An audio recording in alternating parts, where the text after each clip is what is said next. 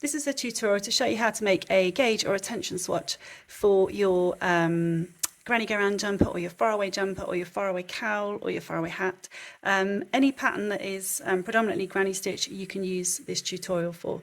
So lots of my patterns are worked in the round, so it can be quite hard to know how to just make a basic granny stitch square in order to measure your tension to see if it's spot on with the pattern and you need to go up or down a hook size.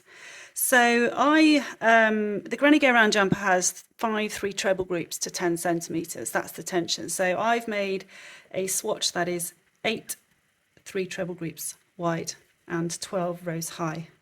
You can make it higher, you can make it wider. Just remember that for every 3 treble group you want to add to the width of the swatch, add on 3 chains to the amount of starting chains. So for example, for this swatch, we're starting with chain 28.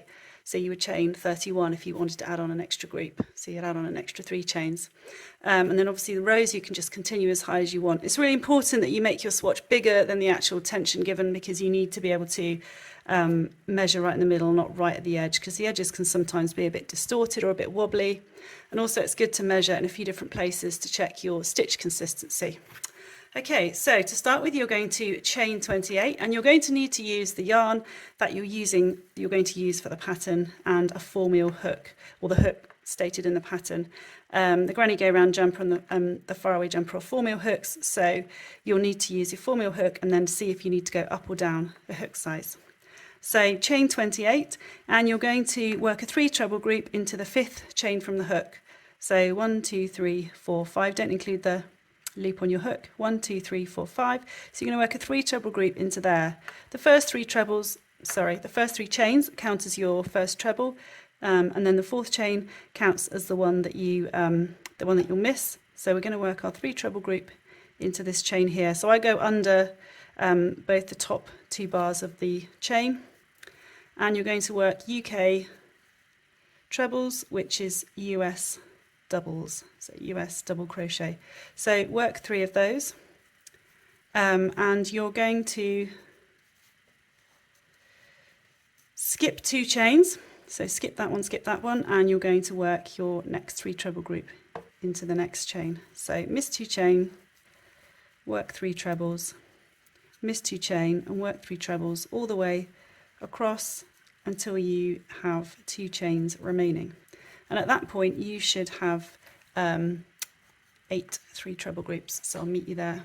So we've now got our 8 3 treble groups, so our 3 chain, 1 2 3 4 5 6 7 8. We've got 2 chains remaining, and we're just going to work a treble into the very last chain. So that's the end of row 1. Row 1 is slightly different because you're working into the foundation chain, but row 2 and 3 form the repeat pattern for the rest of your swatch. So you're going to chain 3 and turn, or turn and chain 3, whatever your preference is, and you're going to work a treble into the space between the last treble of your previous row and the last 3 treble groups. So work your next treble in there,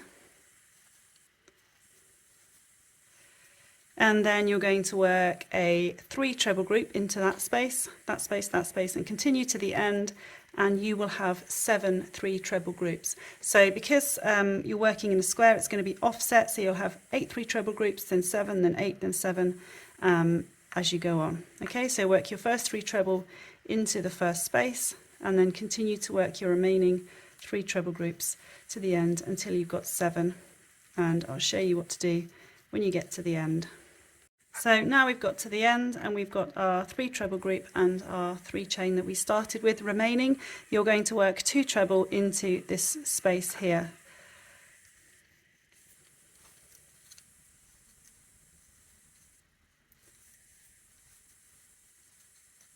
Okay,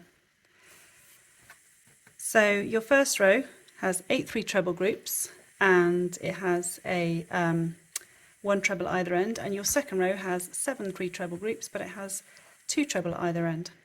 So you're going to chain 3 and turn, or turn and chain 3, and then you're going to copy row 1.